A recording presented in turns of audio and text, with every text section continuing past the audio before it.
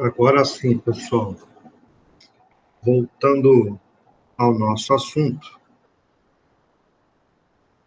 tive um pequeno problema técnico, mas já corrigi. Bom, essa aula, então, eu começo com essa pergunta aqui. Por que a água da nossa chuva, a chuva tropical, eu digo mais a chuva tropical, porque a chuva, eu quero enfatizar a chuva que cai no estado líquido, eu não quero enfatizar nem a neve, que é a forma da chuva cair no estado sólido, né? Então, eu quero enfatizar a água da chuva, a água líquida mesmo, ou seja, a chuva tradicional, né? Por que as gotas de água, elas caem com esse formato peculiar? E aí eu fiz questão de colocar aqui para vocês gravuras que mostram, inclusive, as gotas de água em folhas, um formato todo peculiar, né? Mostrando que as plantas também têm algumas substâncias químicas que, de alguma forma, fazem com que a água forme bolhas, umas mais, outras menos, né? E aqui a chuva tradicional, um guarda-chuva. Bom, essa pergunta que parece tola e fora de proposição, sem sentido, para a gente respondê-la, a gente precisa fazer do ponto de vista químico, e aí é importante enfatizar, é claro que existe, do ponto de vista de radiação, né, solar, uma importância enorme, né, nas radiações que incidem na Terra, né?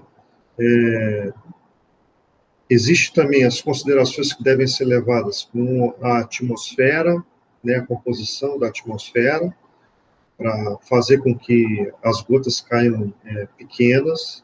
Mas, enfim, a pergunta em si é por que essa água cai em gotas, certo? Do ponto de vista químico. Do ponto de vista químico, o que nós podemos falar? E aí, eu bolei algumas perguntas para estar respondendo esse questionamento de forma mais completa. Então, a primeira pergunta foi essa aqui. Que tipo de ligação química está presente na água? A segunda pergunta é essa aqui. Essas ligações são polares ou apolares? Qual a forma da água? Olha que romântico, né? Ou melhor, que geometria a água possui? A molécula da água é polar ou apolar? Os demais componentes majoritários do ar são moleculares ou são iônicos? São polares? Que tipo de interação se estabelece ou pode se estabelecer entre essas moléculas? Quais? As moléculas que compõem o ar atmosférico e a água da chuva que cai em gotas, né? Então, para começar a responder, vamos lembrar que a fórmula da água é H2O, talvez uma das fórmulas mais conhecidas do mundo. E aí, vamos lá.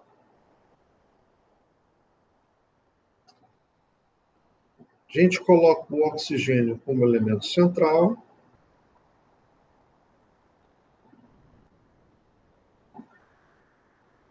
Os átomos de hidrogênio aqui. Estou fornecendo isso para vocês.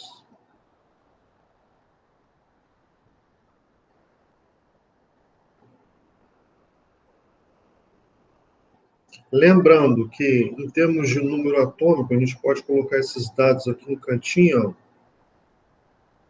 O hidrogênio tem um número de prótons igual a 1, consequentemente, o número de elétrons também é 1, então só vai ter um elétron de valência, ele só tem um elétron de valência.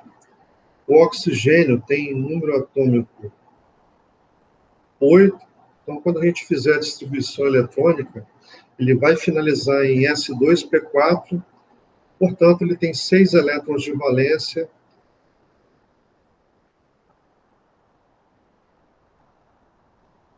e a gente representa esses elétrons dessa forma aqui, do jeito que Lewis nos ensinou. Gilbert Lewis foi um importante químico que desenvolveu essa técnica estrutural para representar átomos e seus elétrons de valência.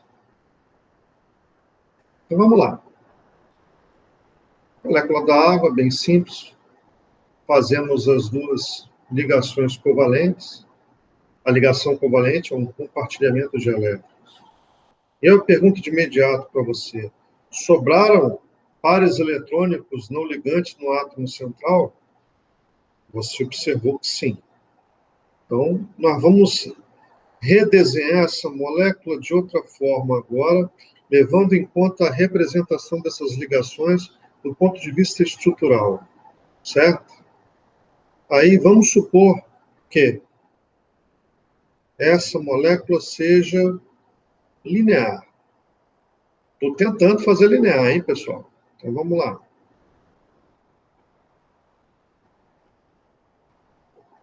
Cada ligação representada, cada ligação covalente, representada por um traço, certo? E eu vou tomar a liberdade de colocar os dois pares eletrônicos. Primeiro, colocar sempre em pares. Porque, na verdade, é assim que os elétrons, quando podem, se organizam, em pares. Segundo, é importante dizer, ou você escolhe uma parte, a parte de baixo ou a parte de cima, considerando que a molécula está no espaço, certo? Alguém pode perguntar, por que, professor? Bom, elétrons que fazem parte de ligações químicas, sejam elas iônicas ou covalentes, eles perdem o grau de agitação. Então, eles ficam mais organizados. Perdem, a gente costuma chamar grau de desorganização de entropia. Perdem entropia. Entropia é um termo que a gente vai estudar no segundo ano do ensino médio. Certo? Em físico-química. Mas a definição da palavra entropia a gente pode adiantar para vocês agora, que é desordem. Então, os elétrons, quando fazem parte de ligações químicas, eles aumentam a ordem, consequentemente, diminui o grau de desordem. Ora, e os elétrons desemparelhados, não ligantes, isolados? Esses elétrons não. Eles continuam com seus graus de agitação normalizados. E sendo assim, senhores, certamente esses elétrons serão mais volumosos do que esses elétrons ligantes.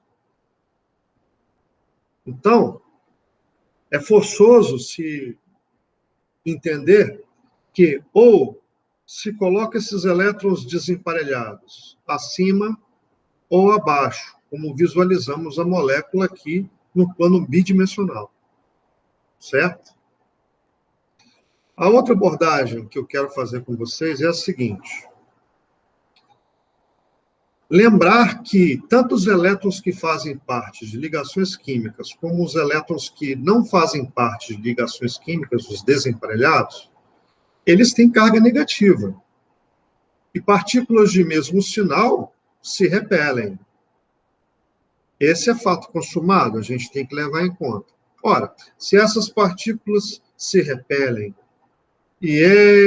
a gente sabe que os elétrons desemparelhados têm um volume mais robusto do que os elétrons ligantes, significa dizer que eu tenho algo muito negativo, muito volumoso aqui em cima ou aqui embaixo. Você representa do jeito que você achar melhor. O resultado vai ser o mesmo. Porque vai haver uma repulsão. E essa repulsão, necessariamente, acontecerá desse lado. nesse sentido, e desse lado, nesse sentido. Então, aqui, eu estou representando para vocês a repulsão.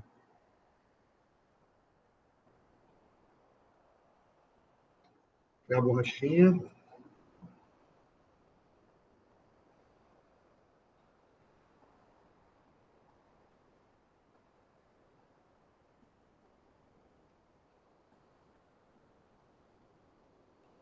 Ok, professor, vai acontecer uma repulsão.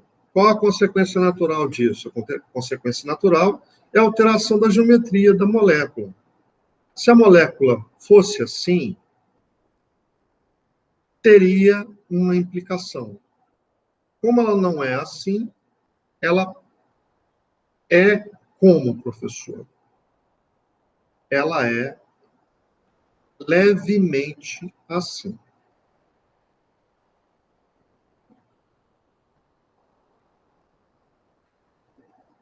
E os elétrons desemparelhados, eu só represento aqui por questões didáticas,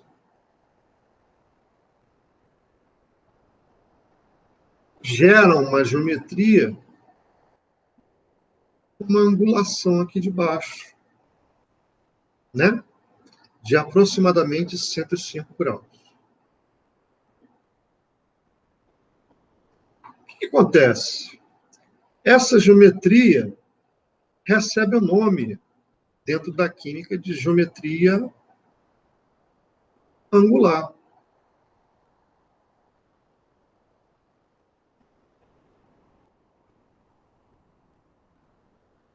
Ok, bacana, show de bola. A geometria era para ser assim, mas não é assim, professor. Beleza, onde você quer chegar? Calma aí. A gente precisa responder a outras perguntas, né? Então, vamos analisar ligação a ligação. Eu preciso que vocês revejam, se vocês puderem, aquela tabelinha de eletronegatividade que eu passei para vocês, aulas atrás aí. E nessa tabelinha está informando para vocês que o oxigênio é simplesmente o segundo elemento mais eletronegativo da tabela. Então, abordando as ligações hidrogênio-oxigênio, qual o sentido em que ocorre a atração dos elétrons? Levando-se em conta a maior eletronegatividade. Ora,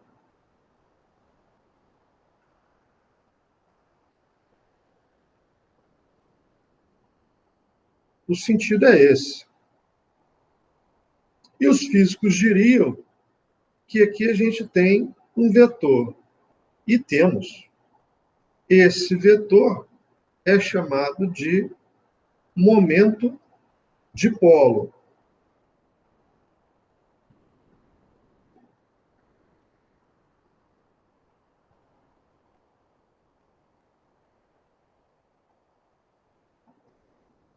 E basta você dizer aqui, não precisa você calcular, a não ser que você vá para a área de química ou física, né? Especificamente, trabalhe com os átomos ou moléculas. Basta você dizer que esse momento é diferente de zero. Ou seja, afirmando isso, você vai estar dizendo que cada uma das duas ligações que faz parte da molécula da água é uma ligação polar. Professor, o que significa ser uma ligação polar? Significa que, a partir do momento que a ligação tem polos, significa que o lado que atrai mais elétrons, tendenciosamente, tende a ficar parcialmente negativo. É isso que esse símbolo delta minúsculo negativo quer dizer. Então, o lado do oxigênio é parcialmente negativo, enquanto o lado do hidrogênio é parcialmente positivo.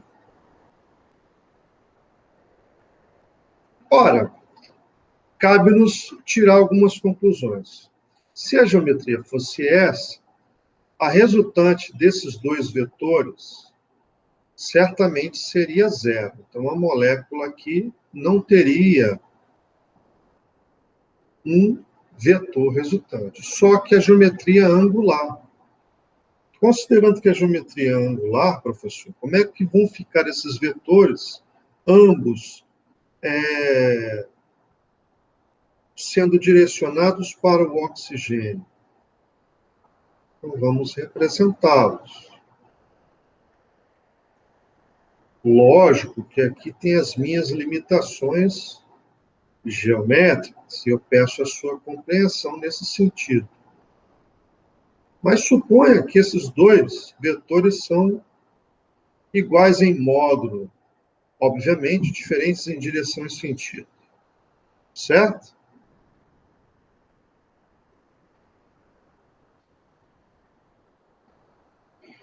Se você pega dois vetores, na física você já deve ter visto isso, e junta os dois pelo vértice e aplica uma regrinha chamada paralelogramo, e essa regrinha gera um vetor resultante, significa que essa resultante existe. E essa resultante, no caso, é o momento dipolo da molécula, que também é diferente de zero. O que significa isso, professor? Significa que não basta você analisar se a ligação química é polar.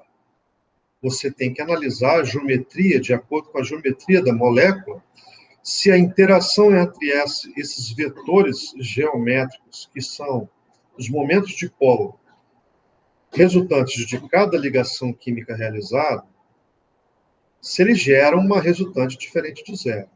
Se essa resultante for diferente de zero, certamente a molécula será polar. Moral da história: a água é o solvente polar mais famoso do planeta. Isso porque nós só conhecemos o planeta Terra, nós, seres humanos. Estamos querendo conhecer outros, mas não chegamos lá ainda. Contudo, já sabemos que a água é responsável pela vida, né? Não à toa. Vejam vocês algumas das características peculiares da água. Ok, então a água é polar. Beleza. Temos que agora, vamos puxar outro flame aqui, e lembrar de uma máxima na química que é importante aqui. Que máxima seria essa, professor? Uma regra que é importante lembrar. Semelhante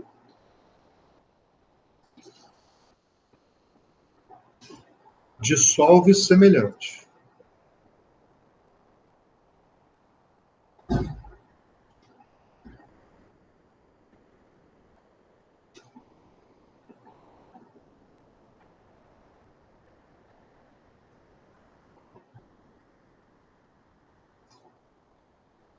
Isso aqui é importantíssimo. Vai ficar aqui. Certo? Asterisco nisso. Semelhante dissolve semelhante. Pessoal, olha só. Temos a água. É forçoso dizer que algumas substâncias que dissolvem muito fácil na água, né, são semelhantes a ela. Por exemplo, o sal de cozinha, NaCl. Que tipo de composto é o sal de cozinha? Ô, professor, esse é fácil. É um composto iônico. Eu sei porque o sódio, que tem um elétron de valência, doa um elétron ao cloro, que tem 7 elétrons de valência. E essa é uma ligação iônica eletrovalente. E uma característica peculiar, a ligação iônica gera cargas. Então, moral da história, todo iônico é polar. Opa, então todo iônico tem uma determinada solubilidade em água. Todos são solúveis infinitamente? Não, não é isso que eu disse. Todos são solúveis, todos os iônicos tendem a ser solúveis, né? Mas essa solubilidade, ela tem limite. E ela é balizada pela massa do composto iônico, que é um fator limitante, e que deve ser levado em conta nesse aspecto, né? Mas, de uma forma geral, os iônicos são solúveis em água. Então, não precisa você questionar quanto a isso. Outra substância que é solúvel em água é o álcool. Você está fazendo o primeiro ano. Você tem que aprender que, de hoje em diante, álcool é uma família de compostos. Quando você está falando em álcool, você está falando especificamente do etanol. Que no nosso caso, no caso do Brasil, o etanol virou combustível. É um projeto, talvez o projeto de maior sensação do Brasil, que é o projeto que o Brasil usa para produzir álcool a partir da cana.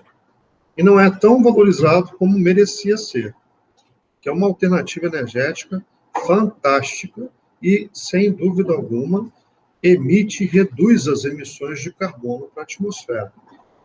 O Brasil deveria olhar com mais carinho para esse projeto, deveria olhar as fontes de subsídio para os grandes produtores de cana-de-açúcar, né, e fiscalizar se esse subsídio dos bancos, principalmente o Banco do Brasil, que é o banco que mais financia a produção agrícola no Brasil, que é um banco estatal, se esse dinheiro realmente está gerando produção de álcool combustível, porque muitas vezes ele vai para o açúcar. Mas isso é um problema para a geografia, você debater o assunto lá. Estou fazendo uma interdisciplinaridade para propor um assunto para você, que pode ser um assunto da sua redação. Bom, mas o etanol, o que é o etanol, professor? O etanol é um composto de 2 carbonos com uma hidroxila. Então, ele tem ligações com hidrogênio aqui.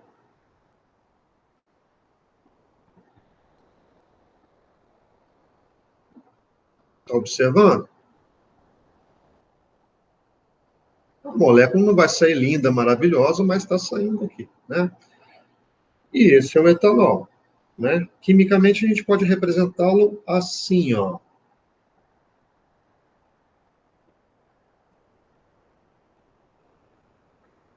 Fica mais bonitinho. Bom, muito bem. Essa estrutura aqui a gente chama de estrutura em palito, né? A gente é obrigado a explicitar o oxigênio quando ele aparece aqui. Como ele é uma molécula de álcool, a gente é obrigado a explicitar a hidroxila, certo? Então, todo álcool tem a hidroxila na cadeia ligada à cadeia carbônica, certo? Só a hidroxila, que é essa partícula aqui. É uma base, professor? Não, não é uma base. Vocês vão ver que as bases são diferentes. Daqui a pouco a gente está chegando nelas, aí vocês vão ver isso. Ok, perfeito. O álcool é isso. Estão vendo a semelhança do álcool com a água? Não? Então, eu vou reescrever a água para vocês enxergarem essa semelhança. Vou reescrever a água de uma forma diferente. Agora, vocês viram a semelhança? Ah, é isso aí. É a justificativa para o etanol dissolver, esse sim, em quaisquer proporções em água. Esse é um fenômeno fantástico. Tão fantástico que se você pegar 50 ml de etanol e misturar com 50 ml de água, ao invés de você gerar 100 ml, você gera menos do que 100 ml, né? O que nos traduz de uma contração de volume. E essa contração de volume acontece geralmente por quê, professor? Provavelmente porque as interações que ocorrem entre essas partículas aqui, entre as hidroxilas da água com o etanol, são tão fortes, ligações de hidrogênio, importante, né? São tão fortes que geram contrações. Vamos dizer assim, as moléculas entranham umas entre as outras, se a gente puder usar esse termo na língua portuguesa, certo? Então, essa é uma característica importante.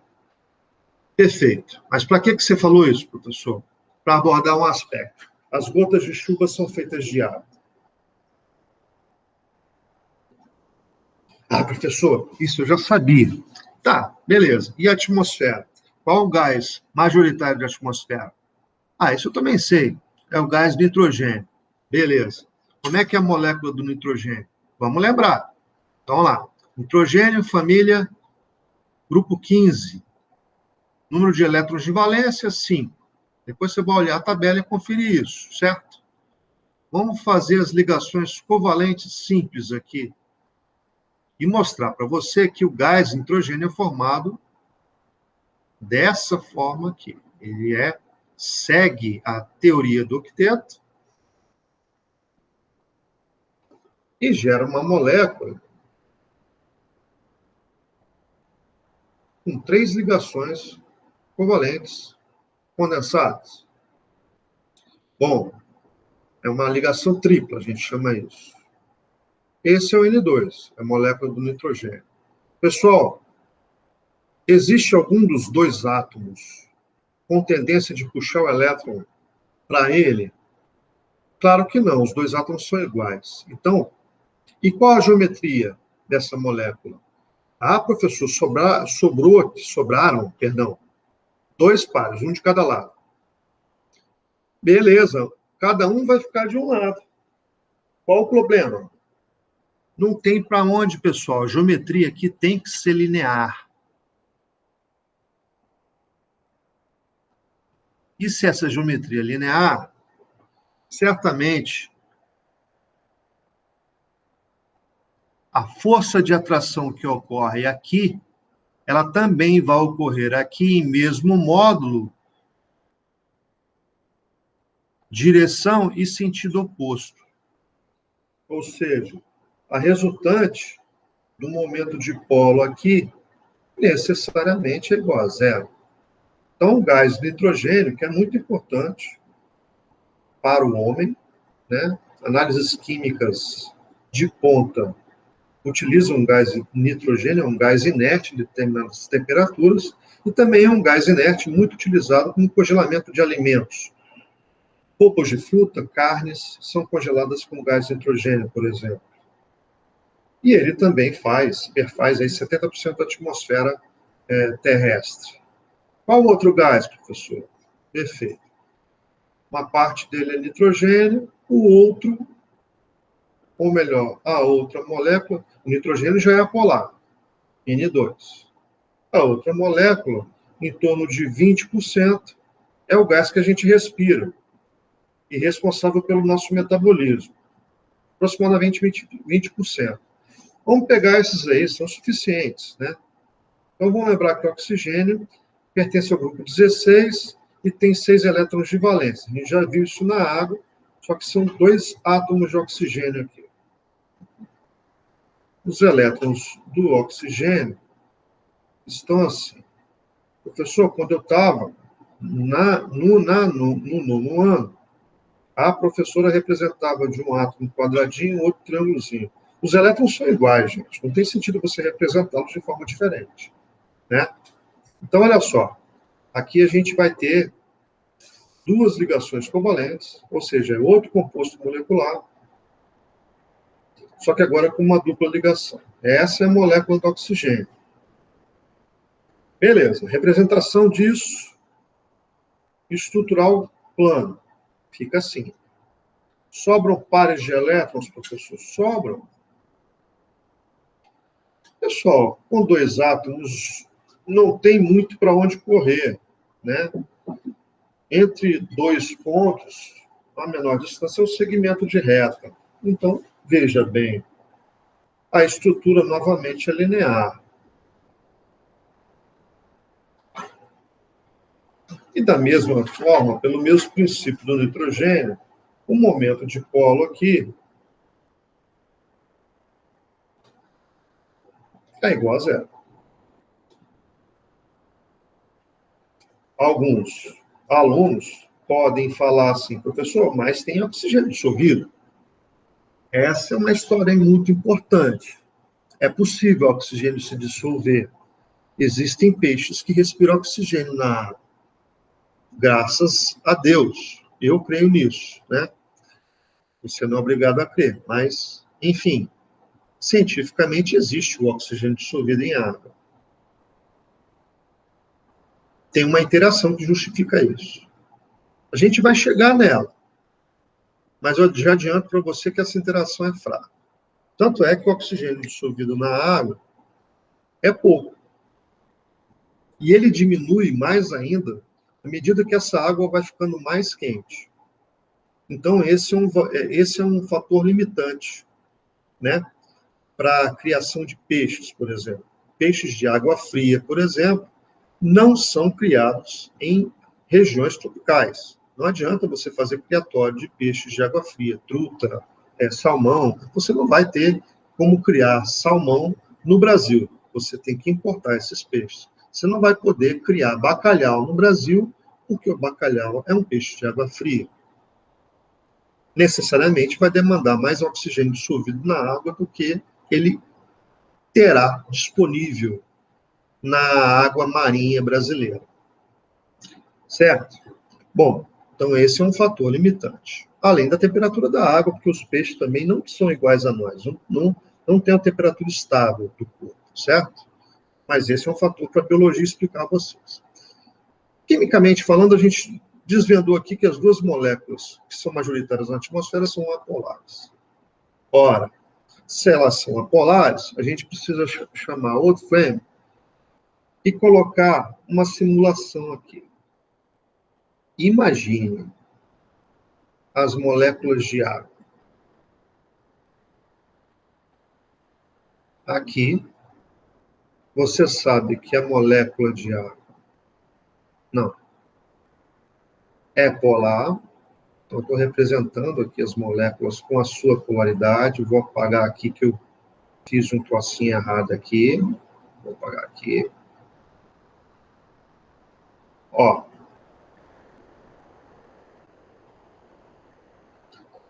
E vou colocar outra molécula de água aqui. Nesse sentido. Tá bom?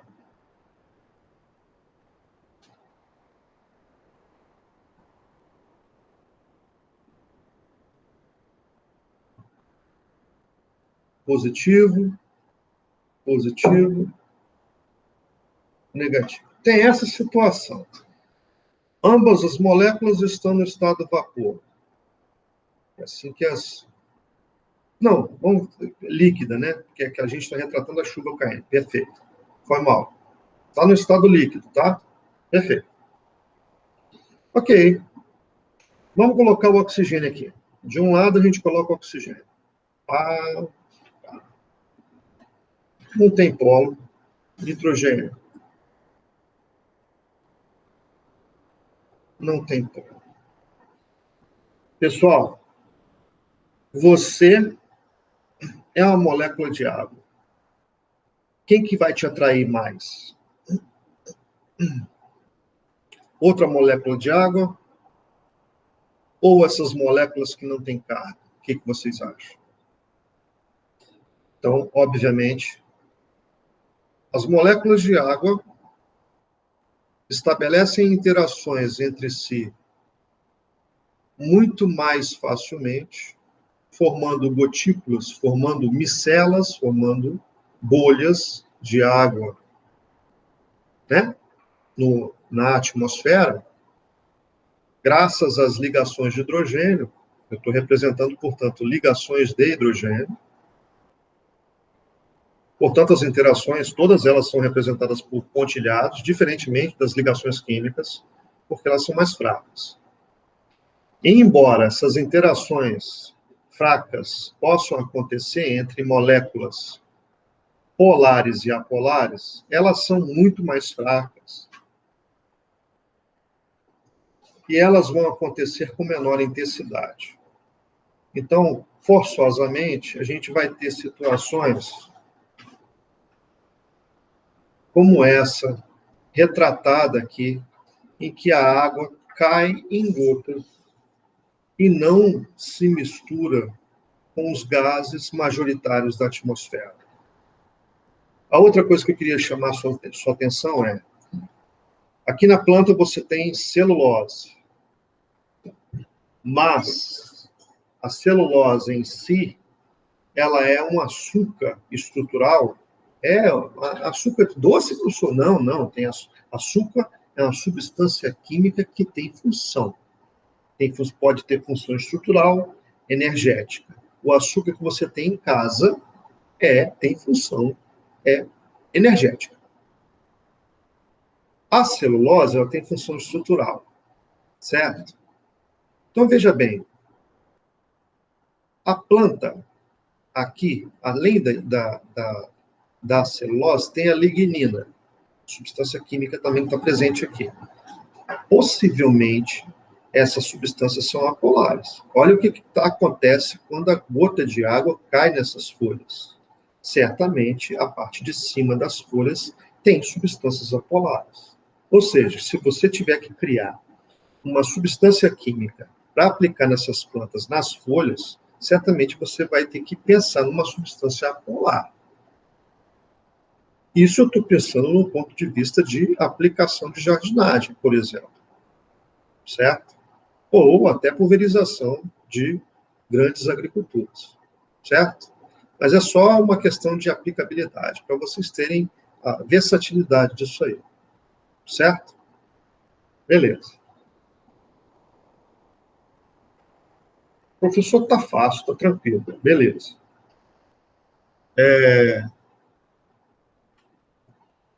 Agora, é importante, eu sinto que é importante citar também que, já que a gente citou a água, eu creio na importância de estar citando outro exemplo na família do oxigênio, já que a gente citou na última aula a tabela periódica, fazer o exemplo do H2S, que é uma substância química, é um ácido, pessoal. É um ácido sulfídrico, H2S, o ácido sulfídrico, que está ligado à decomposição. Esgoto. O mau cheiro dos esgotos se deve a esse cara, né? Muito bem. H2S, o enxofre, é da mesma família do oxigênio. Então, ele vai ter a mesma característica do oxigênio. 6 elétrons de valência. Se você for fazer as ligações químicas, você vai obter a mesma coisa.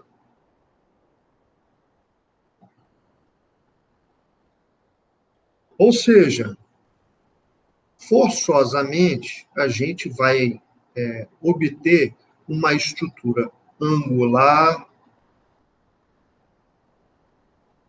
a substância vai ser polar pelo mesmo motivo da água. Né? Você vai ter momentos de polo, o enxofre é mais eletronegativo que o hidrogênio, confere isso depois na tabela de eletronegatividade, tá certo? Vai ser polar do mesmo jeito, certo? Só que o oxigênio, ele desenvolve um tipo particular de dipolo-dipolo, que é conhecido como ligação de hidrogênio, coisa que o H2S não desenvolve. Então, o H2S é polar? É. Só que só desenvolve dipolo permanente, que a gente costuma escrever simplesmente dipolo-dipolo. É só interação forte? É. Mas não é só a interação que manda, depende da massa do composto. E o H2S é um composto relativamente leve, é um pouco mais massa um pouco mais elevada do que a água, sim, mas ainda é leve, né? Lembre-se que a massa atômica do enxofre é 32, do oxigênio é 16. Não é tão elevada assim em relação à massa da água. A água tem massa 18 e o H2S vai ter massa 34, certo? Então, olha só, essa massa não é suficiente para tirar uma característica do H2S. Como assim, professor? Ele é volátil. Se ele é volátil, significa que na nossa temperatura e pressão ambiente, ele passa para o estado de vapor muito fácil.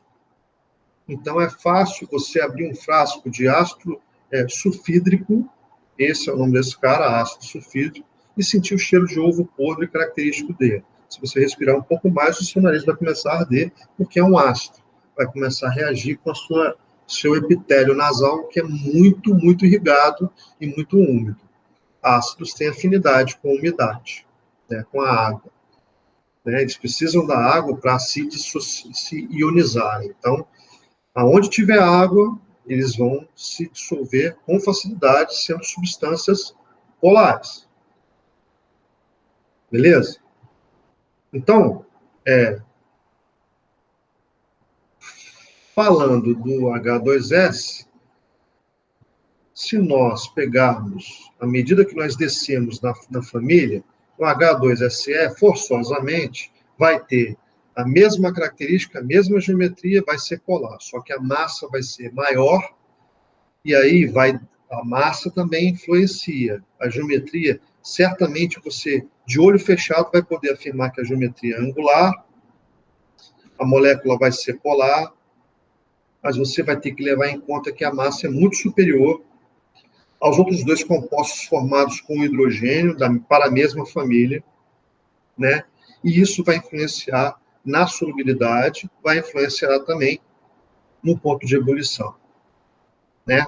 Sem falar que essas duas substâncias não fazem ligações de hidrogênio, coisa que a água faz. Então, é uma característica peculiar da água frente aos outros compostos formados dos outros elementos da família do oxigênio. A gente falou da família do oxigênio.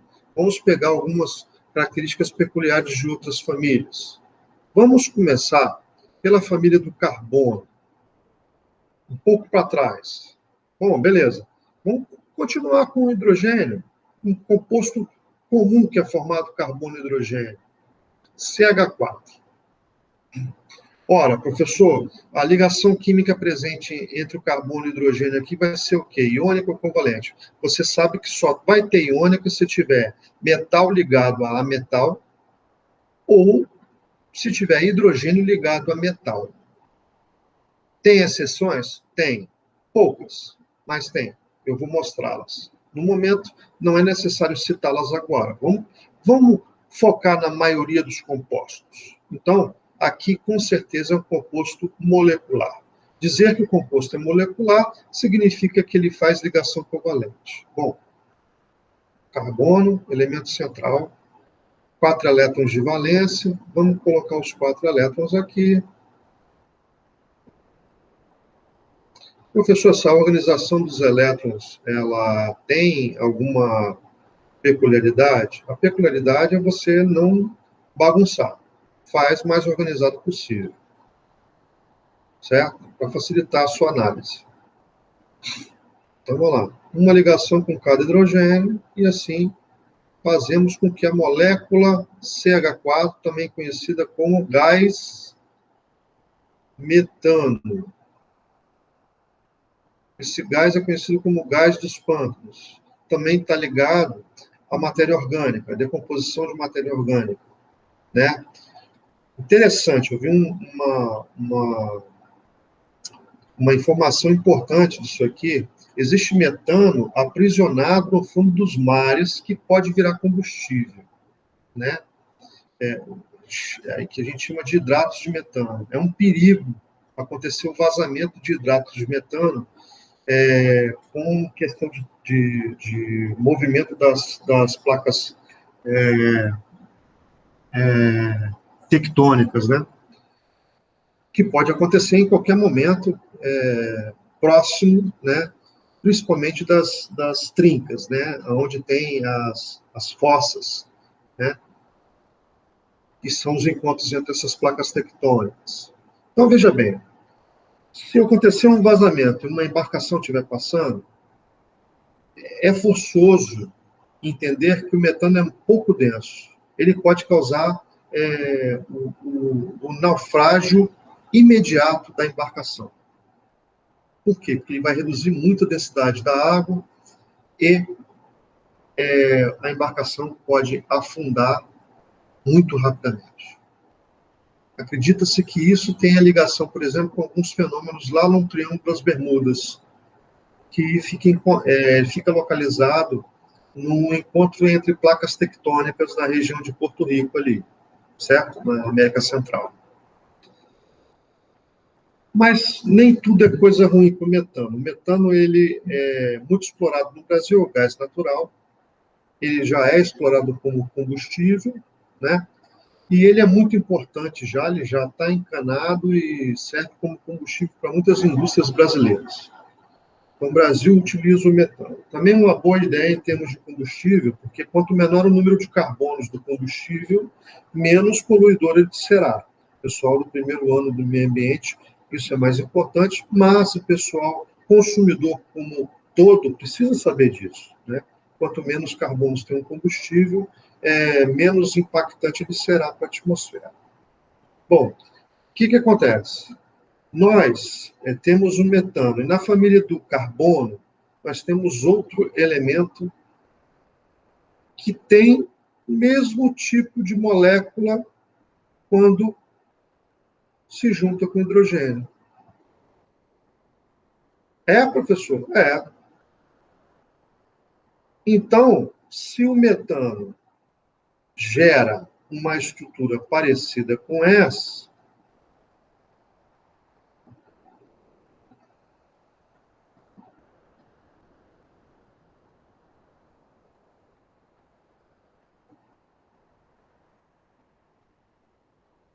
o composto formado por silício e hidrogênio, ele também vai ter a mesma estrutura. O que vocês estão entendendo? Os elementos da mesma família tendem a se comportar da mesma forma quando ligados ao mesmo elemento químico, comparativamente, né, às substâncias formadas pelos elementos da mesma família. Então, vamos lá. Só que aqui você tem que entender uma coisa. O que a gente usou para analisar se a molécula é polar? Primeiro, vamos analisar a ligação química. Se você olhar lá, você vai ver que a ligação química tem um momento, assim, um pouquinho diferente de zero, mas tem, certo? Então, a ligação é levemente polar. Mas não basta você analisar a ligação. Qual a geometria que essa molécula desenvolve? Eu te pergunto, quantos elétrons sobraram aqui? Nenhum. A tendência, já que os elétrons possuem cargas negativas, é que essas ligações, e aí é preciso sua compreensão, no espaço, essas moléculas vão gerar um distanciamento máximo possível. Máximo possível. Então, a geometria desenvolvida por essa molécula tende a ser uma coisa parecida com essa aqui, pessoal. Vou tentar usar minhas habilidades aqui, viu? Olha só, hein? A ligação mais grossa, eu vou representar assim. Essa mais grossa significa que está saindo para fora da tela do seu celular, do seu tablet, do seu computador. A tracejada significa que está entrando na tela do seu computador. Então, E as contínuas, professor, significam que elas são coplanares em relação à tela do seu computador. Professor, que geometria que lembra este composto? Nossa, agora precisa apelar para o professor de geometria, né? O que é uma figura geométrica formada por triângulos retângulos, 3 triângulos retângulos? É uma estrutura piramidal. Só que essa pirâmide aqui tem um nome especial, que a gente conhece como tetraedro. Então, a geometria é conhecida como tetraédrica.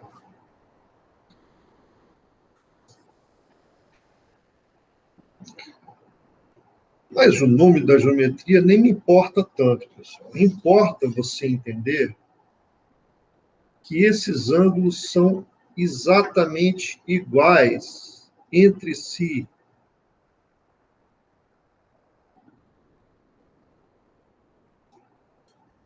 E que essa figura geométrica, essa pirâmide tetraédrica, ela tem simetria. Então, é uma figura simétrica.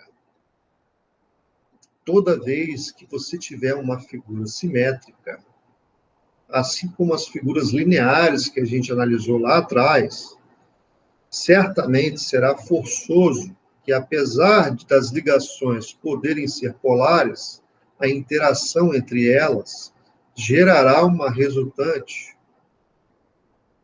nula.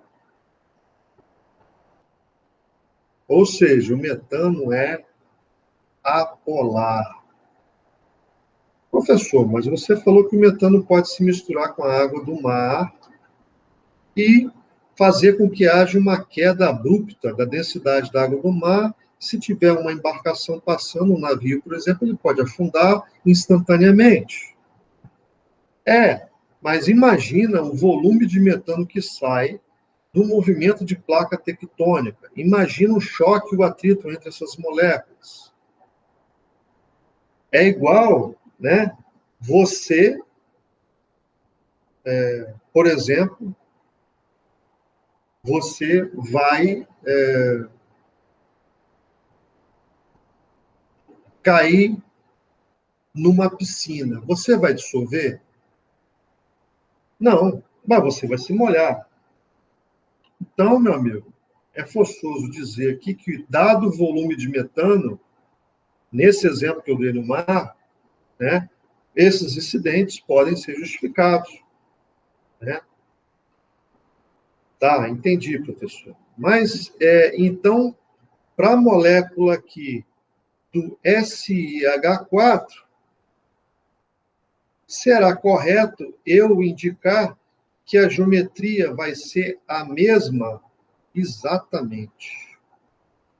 E o perdãozinho aqui, eu vou fazer uma correção, vou fazer o pontilhado aqui.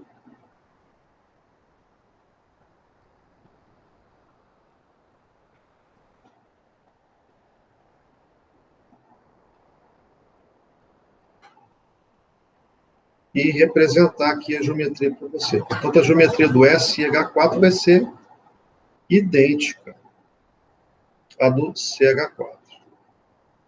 E a molécula tende a ser apolar também, pessoal. Certo? E o silício e o carbono são elementos da mesma família. Ora, eu quero que vocês tentem analisar as substâncias que eu vou sugerir para vocês agora, tá? Com base na mesma família. Vou deixar como sugestão, e aí quero que vocês mandem para mim, pelo WhatsApp, fotos de geometria que vocês possam imaginar para essas moléculas, tá bom? Consultem a tabela periódica e procurem me atender com essa demanda, tá bom? Vamos lá, as substâncias. pH3, NH3, fósforo e nitrogênio são da mesma família. Vou pegar outro aqui. HCl, HF. Deixa eu ver se tem outro aqui.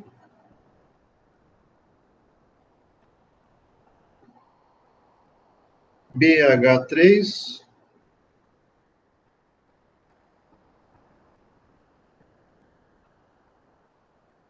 Deixa eu ver aqui.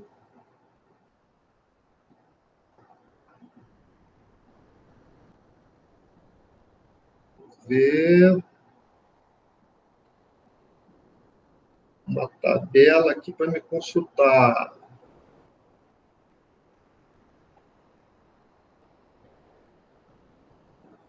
BH3. ALH3.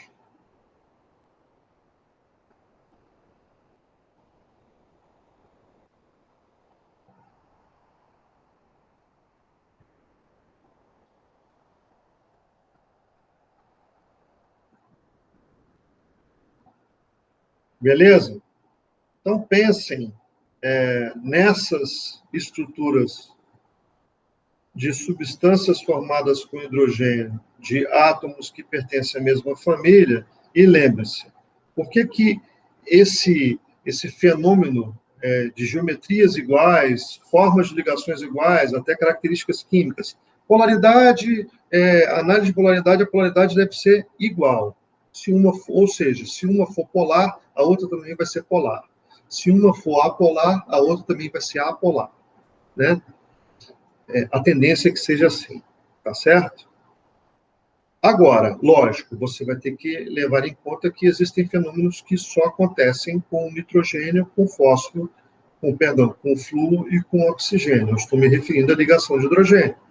Observem com carinho, né? Então, no caso do FON, a ligação de hidrogênio acontece, o que não vai acontecer com os elementos da mesma família restantes. Perfeito? Então, fiquem com essa tarefa para vocês. Eu vou fazer e mandar a foto por Zap o resultado disso aqui para vocês terminarem essa conclusão. Perfeito? Obrigado pela atenção. Fiquem com Deus. Ótima semana. Ah, preciso saber. Por que que a água da chuva cai em gotas? Envie a resposta para mim agora, ou agora, obviamente, que eu estou dizendo, quando você assistir essa aula, lá para o Zap, né? Eu quero saber se você entendeu. Beleza? Aquele abraço, tudo de bom.